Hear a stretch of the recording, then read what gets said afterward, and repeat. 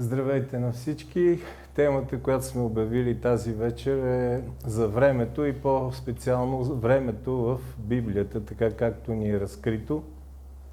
Заглавието е времето на края и края на времето. Не като алтернативи, а като две различни неща, за които Божието Слово ни говори. Ние живеем във времето, всички знаем това, и докато живеем, всички се усещаме, аз се усещам като същият индивид, какъвто съм бил преди време, още от детството си до момента, какъвто се осъзнавам сега и какъвто се надявам, че ще бъда в бъдещето, освен ако не се случи нещо, което драматично да нанесе някакви поражения, било в ума ми, било в психиката ми и така нататък. Тоест всички се осъзнаваме като аз и сме нещо уникално, нещо различно от другите, които са ни ти, нашите ти. В това живеене във времето ние разпределяме времето си както искаме, плануваме неща, управляваме дома си. В някакъв смисъл, сякаш ние сме господари на времето. От друга страна обаче, и това е парадокса на нашето живеене във времето, ние се променяме. Преди малко казахме, че сме същия аз, същия индивид, но ние се променяме. Вече не сме тези, които сме били като млади. Осъзнаваме се и осъзнаваме това, че един ден отиваме към преход, към изчезване, към смърт, което означава само по себе си, че ние не управляваме времето в някаква пълнота, напротив, времето властва над нас. Това е парадокса на нашето живеене във времето. Но що е време? Всички ще си спомните в своите изповеди Августин, когато разсъждава на темата за времето, казва: когато никой не ме пита що е време, аз знам какво е времето. Ако обаче някой ме попита, тогава не знае що е време.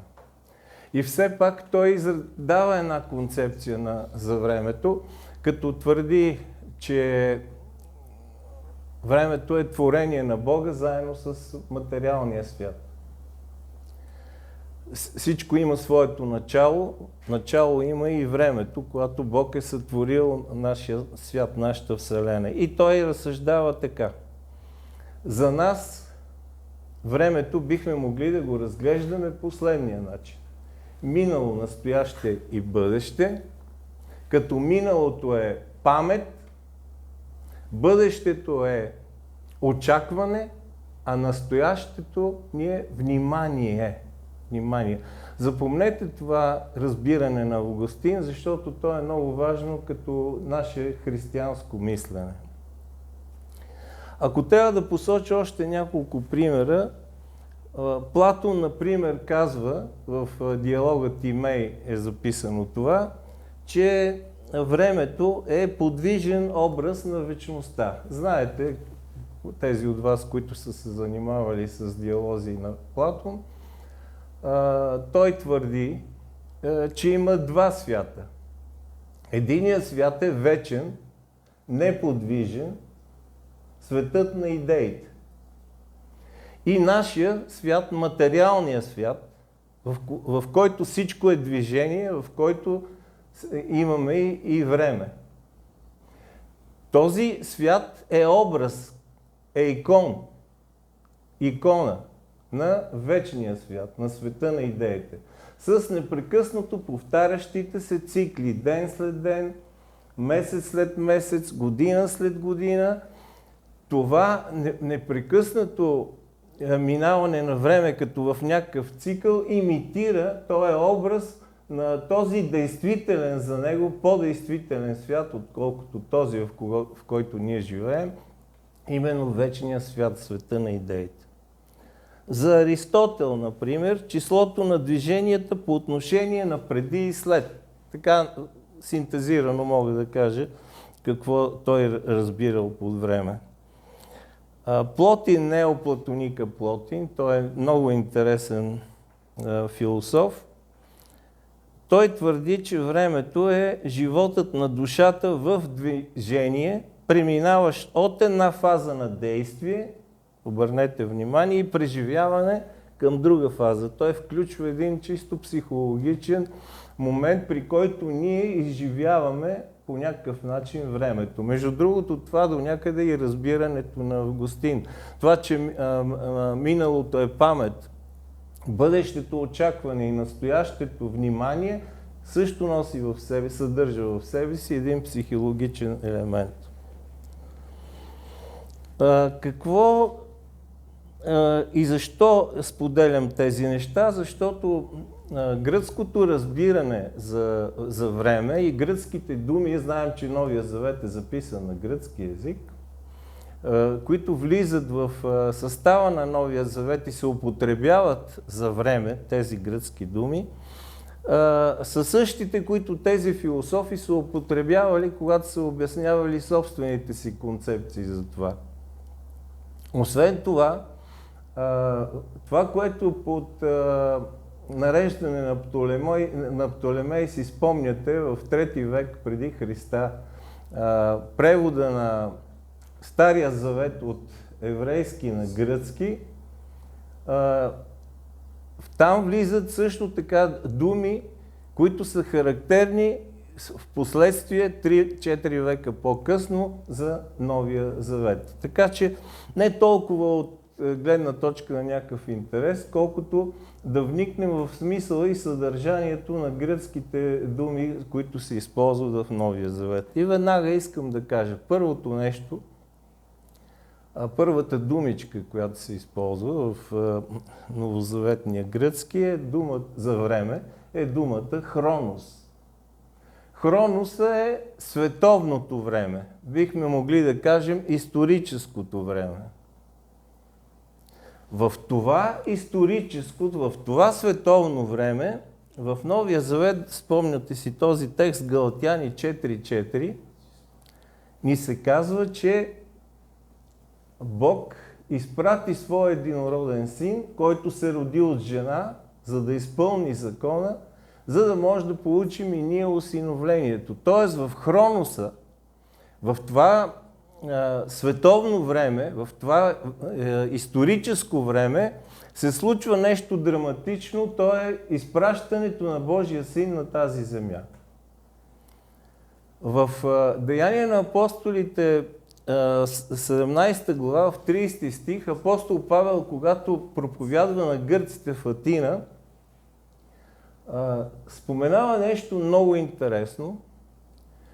Когато тръгва и им обяснява Исус, че Той е човека, който е възкръснал, Той ще съди живи и мъртви, Той им казва, Бог без да държи сметка за времената, хроноса на невежеството, сега заповядва на всички човеци навсякъде да се покаят. Тоест, случва се нещо уникално, Бог навлиза в нашия времеви свят. Бог навлиза в хроноса. Тук вече, след като това нещо се е случило, Библията, Новия Завет, има една втора, друга дума за време и тя е думата кайрос. В Евангелието на Марк, 1 глава, най-напред е спомената тази дума, но аз искам да дам на кратко обяснение какво значи кайрос. Кайрос е някакъв момент, решителен момент. Нещо, което се случва така, че променя или историята на човечеството, ако го гледаме в глобален смисъл, или е толкова драматично лично за човека, че променя тотално неговия живот. Това е кайроса.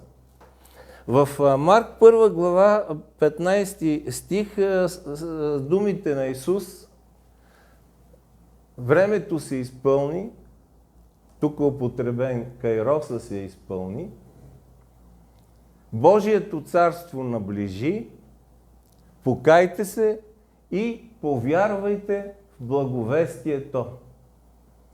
Това е, което се случва с неговата поява на публично служение. От тези думи на Исус ние виждаме, че дори като че ли самия Него времето го притиска. И нататък в Евангелията четем. Той води диалози, води спорове, разказва притчи, извършва чудеса, изцелява и така нататък, и така нататък. Всичко, което прави, било в проповед, в говорене и в действие, той го прави, за да покаже, че наистина кайроса е дошъл, времето се е изпълнило, това време, за което са пророкували старозаветните пророци, и сега настъпва нещо тотално ново, тотално различно. Още по-осезателно се забелязва това, когато той отива на кръста, когато възкръсва на третия ден, когато се възнася пред своите ученици. И вие си спомняте, че в Деяние първата глава, в 7 стих, той казва годините и времената, т.е. и Хроноса, и Кайроса са в Божия власт, те не са в човешка власт. Бог управлява времето Хронос и времето Кайрос, което е настъпило след идването на Исус. Тук ни е представен Господ като господар на историята, но и господар на времето между Неговото първо идване и Неговото второ идване. Защото ангелите казват, така както видяхте Исус да се възнася на небето, така ще го видите пак видимо, ще бъде забелязан при своето второ идване. Именно този промеждутък между първо и второ идване на Христа за мен е така нареченото време на края. Време на края. Първоначално това не се е осъзнавало като някакъв интервал. Ето, за нас това минали са хилядолетия от тогава. Но обърнете внимание, ще си позволя да прочета няколко стиха пак от Новия Завет. Първо Петрово, 1 глава, стих 5 се казва: които с Божия сила, чрез вяра, сте пазени за спасение, готово да се открие в последно време. Апостол Петър казва, обръщайки се към нас, вярващите: вие вярвате в Господа, Господ има за задача и за цел да ви опази в тази вяра, заради вашето спасение, което е готово да се открие. Тоест, за тях като че ли всеки момент това спасение вече може и да дойде. В първото Йоаново послание, 2 глава, 18 стих, се казва следното: деца, последно време е, и както сте слушали, че иде антихрист, и сега са се появили вече много антихристи, от това и познаваме, че е последно време. Тоест апостол Йоан говори също за времето на края. Вярващите още от първи век започват да живеят в това време на края, в това очакване. И той казва даже някои неща, които се случват, на които те са свидетели, че те са един вид белези, че живеят във времето на края.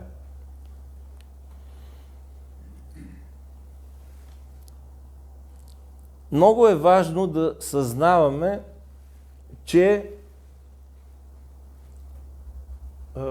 първоначално не се е разбирало, че ще има такъв интервал. Спомняте си апостол Павел в двете солунски послания.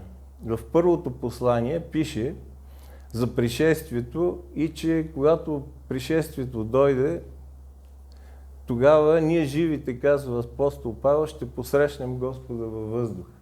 Тоест един вид, сякаш той очаква да се случи пришествието в неговите дни. Във Второ Солунци обаче, във втората глава, той пише това послание, защото се явяват някакви лъжеучители, които казват, че сякаш второто идване вече е дошло. Исус е дошъл, но по някакъв таинствен начин, по някакъв необясним начин.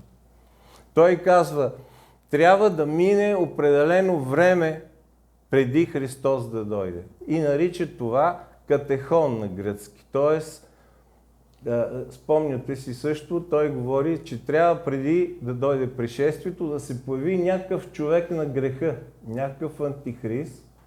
Не е възможно обаче в този момент да се случи това, защото има нещо или някой, който го задържа. Катехон. Задържа го, за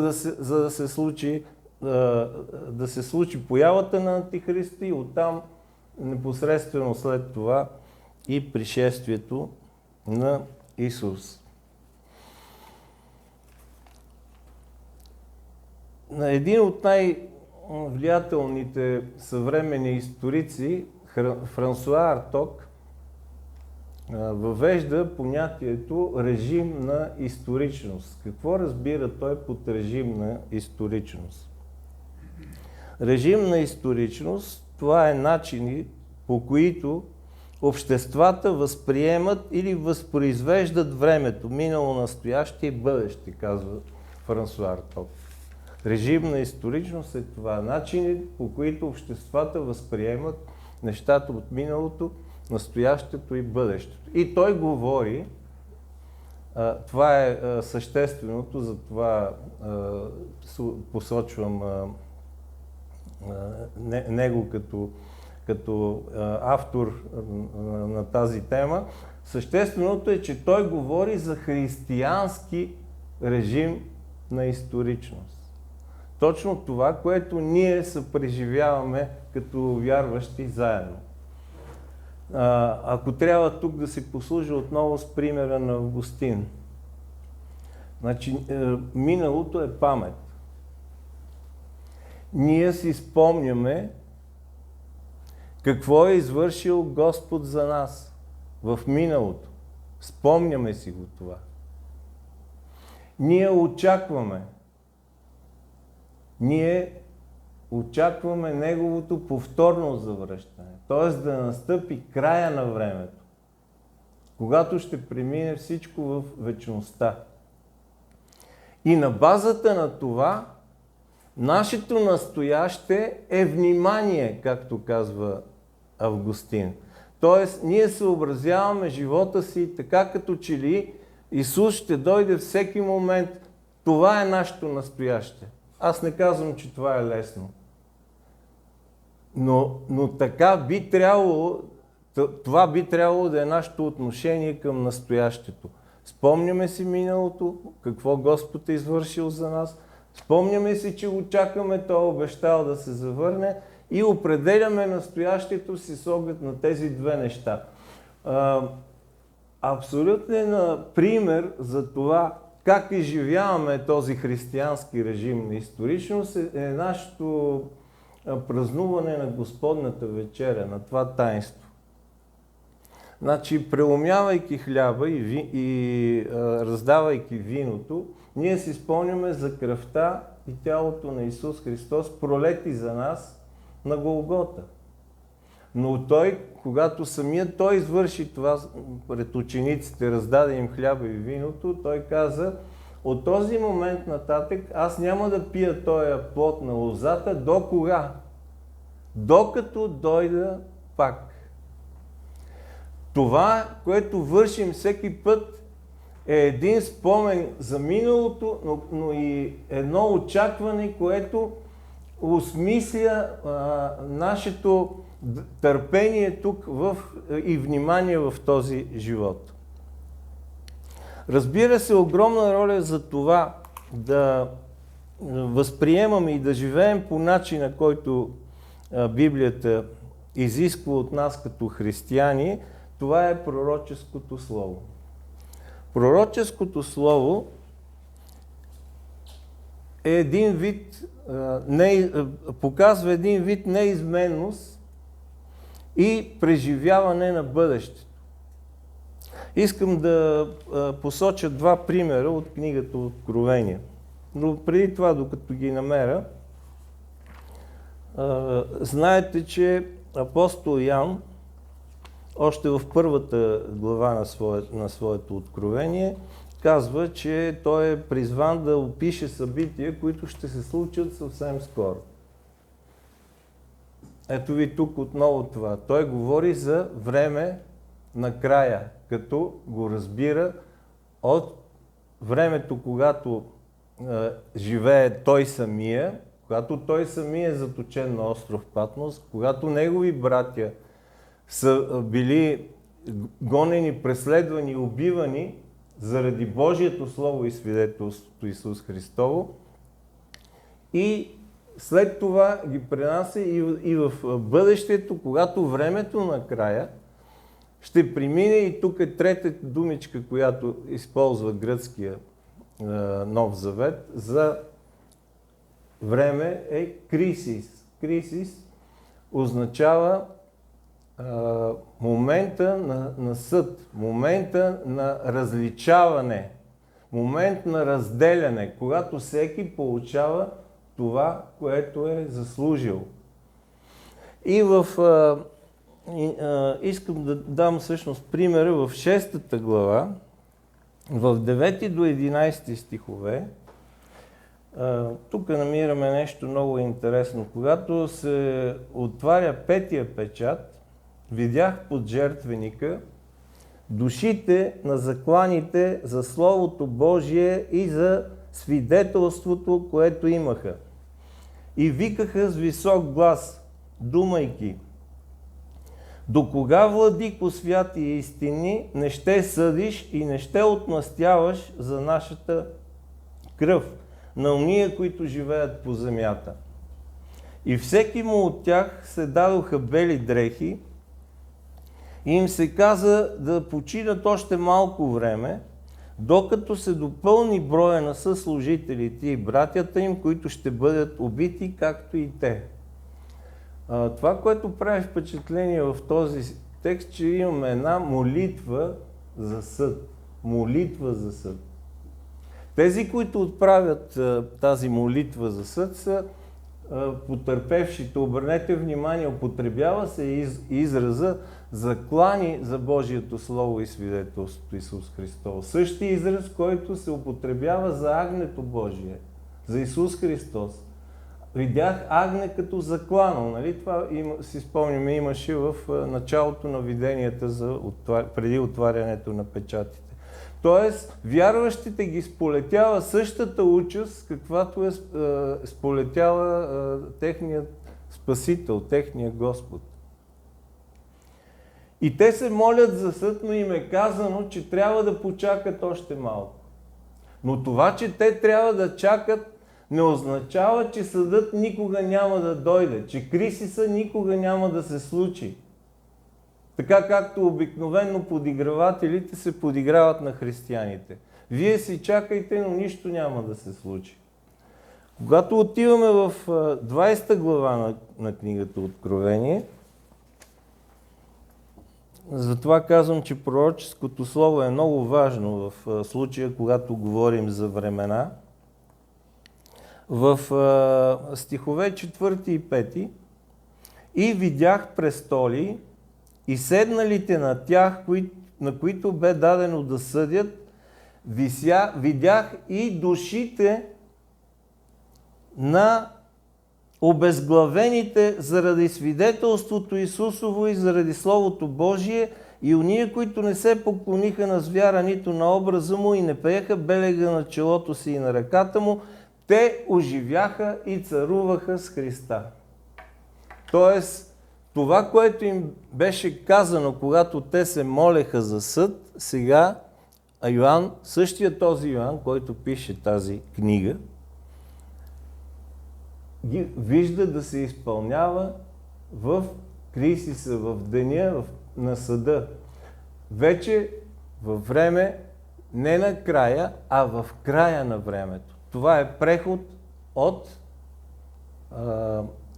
от Господния ден към вечността. И затова в книгата Откровение срещаме един друг израз, който е еонас то еоно, пак на гръцки, което означава вечни векове, за вечни векове. Друг пример, пак от книгата Откровение, за да видим тази връзка между обещание и изпълнение. В 14 глава, 6 до 11 стихове се казва следното. Видях друг ангел да хвърчи посред небето, който имаше вечното Евангелие, за да благовести на жителите земни, на всяко племе и коляно, език и народ. Той говореше с висок глас: бойте се от Бога и му въздайте слава, защото настъпи часът на Неговия съд, и поклонете се на оногова, който е сътворил небето и земята, морето и водните извори. И друг ангел последва и казваше: падна Вавилон, великия град, защото той напои всички народи с яростното си вино на блудството си. И трети ангел ги последва, като говореше с висок глас: който се поклони на звяра и на образа му и получи белег на челото си и на ръката си, той ще пи от виното на яростта Божия, вино нераздвоено, наляно в чашата на гнева му, и ще бъде мъчен с огън и жупел пред светиите ангели и пред агнеца. Димът от мъчението ще им се издига во веки веков. Няма да имат покой нито денем, нито нощем, нито ония, които се покланят на звяра и на образа му и които получават белега на името му. Съдът Божий, краят на времето още не е настъпил. Но Йоан предсказва, че този край на времето е неотменим, като ни представя в своите вестни, в това предупреждение за този съд, сякаш че съдът е вече настъпил, сякаш че някакъв нововременен Вавилон, или по времето, когато Йоан пише, се е разбирало, че това е Рим. Спомняме си от текстове на апостол Петър, че той символично нарича Рим Вавилон. Падането на Рим, което става много по-късно в вековете, се случва в действителност и подобно на това, което Исаия е писал: падна Вавилон, и никой не е очаквал, че това нещо е възможно да се случи.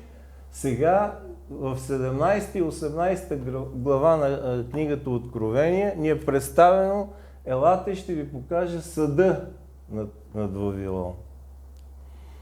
Също така, тези, които се покланят на звяра и на неговия образ, е казано, че ще вкусат от този съд. И това неизменно се случва, защото в края на книгата апостол Йоан го вижда реализирано. 20 глава, 10, отново се връщаме на 20 глава, 10 до 15 стихове този път. А дяволът, който ги лъстеше, биде хвърлен в огненото и жупелно езеро, дето е звярат и лъже пророкът.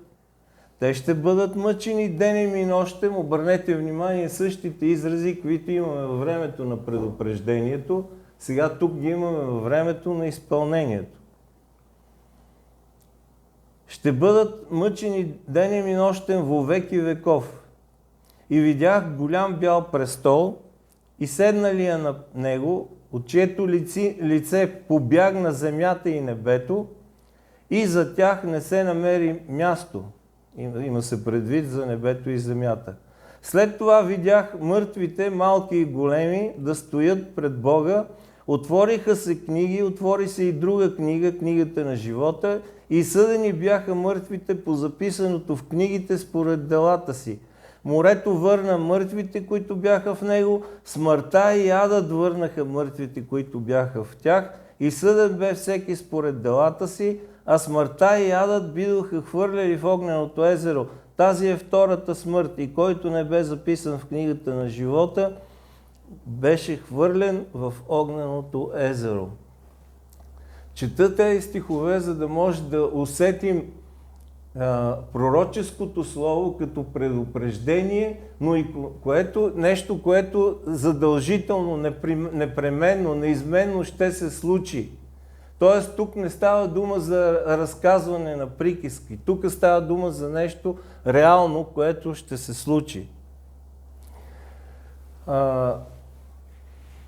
Правя малко скоба, т.е. отивам и вече към приключване.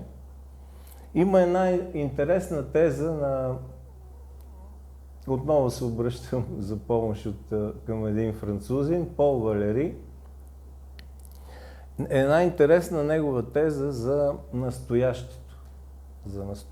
Ще ви прочита, то е само едно-две изречения. За какво може да служи историята, задава въпрос Пол Валери. Само за това, а то вече е много, да множи идеите. Но не и да попречи да се види настоящето, каквото то изначално е.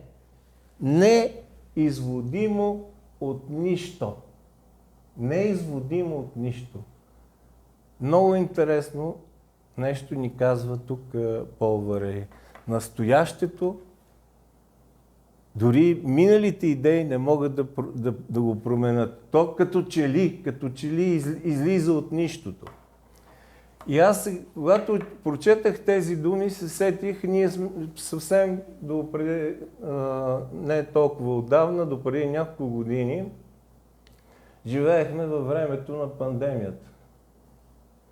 И аз си казвам, откъде дойде това нещо? Сякаш от нищо. Сякаш от нищо. Но ние живяхме в това настояще на пандемията. И си спомняме неприятностите и преживелиците от това време. Сега, днес, живеем в време на войни, които също сякаш дойдоха от нищото. Даже до такава степен, че заплашено съществуването на човечеството. Казвам и споделям всичко това, защото ако ние говорим за времето в Библията и казваме, че поне това е нещо, което аз твърда на базата на това, което съм изследвал сам за себе си и на базата на моите скромни познания върху гръцкия текст. Че времето на края е времето от първото идване до второто идване на Исус. Това е времето на края. Всички християни са го очаквали, са очаквали Исус и са умирали с това, с тази вяра и надежда, че Исус ще дойде да ги спаси. И това съм сигурен, че не е било напразно, защото в 14 глава, в 13 стих, например, ни се казва: горко от сега нататък мъртвите, които умират в Господа, защото делата им следват след тях.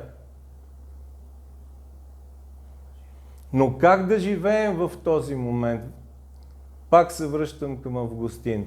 С паметта към миналото, това, което Господ е извършил за нас, с очакване на бъдещето, но живеем и в настоящето, което и настоящето, и Господния ден, един ден, ще дойдат сякаш от нищото. Чуйте какво казва апостол Павел.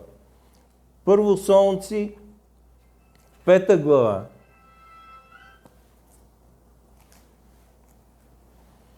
А за времената и годините, братя, няма нужда да ви се пише, защото сами вие твърде добре знаете, че Господният ден ще дойде тъй както крадец през нощта, сякаш от нищото. Също ни е казано и във 2 Петрово от апостол Петър, там в 3 глава, 10 стих.